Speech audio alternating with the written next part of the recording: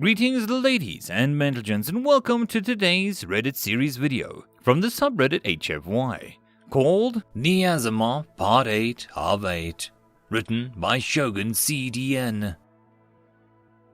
Officer Palat looked at the armored figure on his bridge. He had been brought out from his landing bay, where he and the rest of the Malnad had been kept prisoner since the ship was disabled. They were beaten and humiliated. This human towered over him, and he wasn't even the largest one he'd seen. Their weapons officer was even bigger, but he was still a Malnad and summoned up his courage. "Your ship, the Asimov, was he a great warrior of your people?" he asked. "No," replied the alien. "He was a writer and a scientist and a dreamer. He wrote about where man could go and what we might achieve in the stars. The ship was built to help humans explore the galaxy as well as the Lagoon. They were named after those that inspired us to look up and find our place in the universe." "Then you will fail, human. The Malnad Empire will rise up. You and your writers and dreamers will not save you," Palat growled defiantly. "Really? We have a saying, the pen is mightier than the sword. I think we did pretty well against you in this writer's ship. But you have to understand that humans are a paranoid lot. We don't even trust each other that much. Even as we'd hoped to encounter other species, we prepared. We dreamed that we would be met with pen, but also we knew we might be met with sword," the alien said as he motioned towards the front of the bridge. Palat turned, his fur on his spine stood up as the massive bulk of over 5,000-foot-long Issei vanguard slowly slid over the snow like an armored serpent uncoiling an impossibly long body. The massive gun placements on its hull made clear to Palat that the humans did not play at war. As the vanguard stretched out further in the horizon, Palat began to fear for his people. Captain Lee returned to the last light. First Hetek had set up a meeting room near the bridge. The ESA Vanguard loomed outside with its sister ships that were arriving, and First Hetek's short tail flicked nervously under his smock as he gaped at the massive ship. The Asimov sat in shadows. Ugly marks stretched across its hull from the fight, and one of its cannons almost sheared off. The humans and robots moved across the ship, effecting repairs. As resilient as the ship was, they were lucky that the Malnad had not pressed their numerical advantage. "First Hetek," Captain Lee said as he entered, stifling the urge to pick up the alien and squeezing it. "I'm sorry we've kept you. We had to secure the Malnad ship, and Admiral Jenkins wanted a debrief. My bosses also wanted an accounting of the damages to the Asimov." "Of course, Captain, I understand. We are grateful for everything you have done. I can ask for nothing more from you," First Hetek replied. "Have you managed to contact your people?" Captain Lee asked. "Not yet, but Niman tells me your Peterson is a talented engineer, so we hope to have it fixed shortly. They've been focused on getting the engines running. Captain, I owe you an explanation about the Malnad," First Hetek replied. Captain Lee interrupted him. "You ran into a Malnad patrol and tried to escape. The last light is not exactly a completely legal operation. Not anything too illegal, but under Malnad rules, you have some tolls and taxes that you hadn't paid. Sometimes you carry cargo you shouldn't be carrying, and you don't always register your flight plans. You are known to the Malnad in the sector, and you have been unspoken arrangement with them.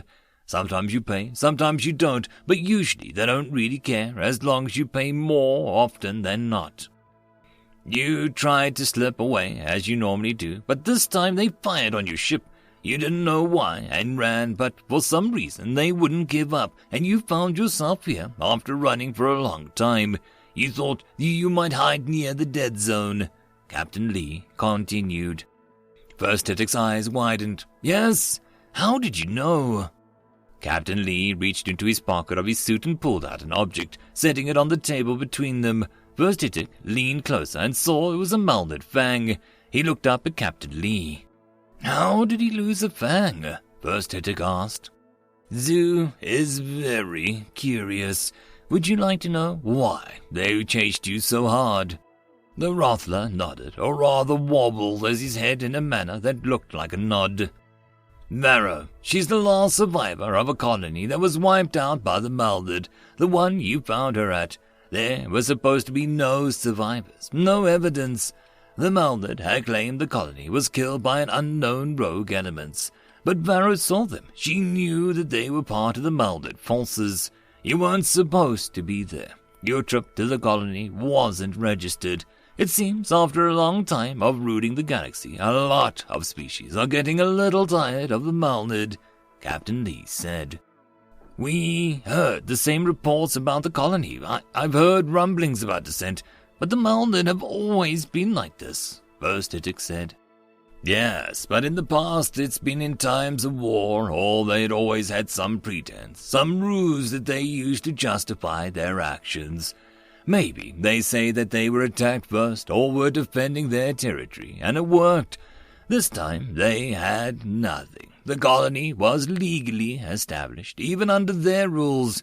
The commander of the force went way too far, Captain Lee said, turning the fang over in his hand.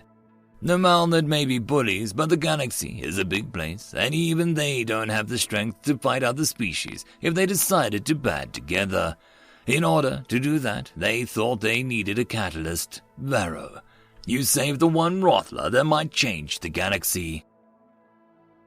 First Hittick sat on the bridge, rubbing his two snouts absent-mindedly, thinking about everything that had happened. They had repaired the communication systems, and he had sent a message to the nearest Rothler colony, informing them that they had a survivor from the colony as well as a captured Malded officer with information. During this time, the humans had brought even more ships into the immediate area. No fewer than 6 of the mammoth ships and a dozen smaller ships were preparing to escort the last line back to Rothler territory, once Neve finished calculating the route. Their new friends were powerful, and yet so strange. As he watched the stars, he thought about the last words Captain Lee had said to him. He reminded himself to ask Mr. Singh to explain later what it meant to get your lunch money back. Second Lytton entered and took a place at the helm. Sir, the man has confirmed containment is fully repaired and the hyperdrive is back online. We are ready to depart. The Vanguard will lead. We will follow the Asimov in the convoy.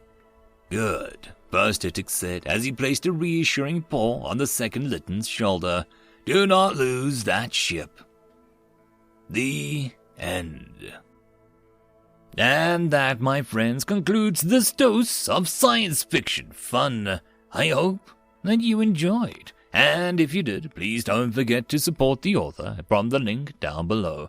But if you want to support this channel, there are links as well down below for you to help with. But the easiest way would be to share this video. And if you are so inclined, subscribe as well. I will see you all in the next episode, and I hope that you all have a fantastic time until then. Cheers.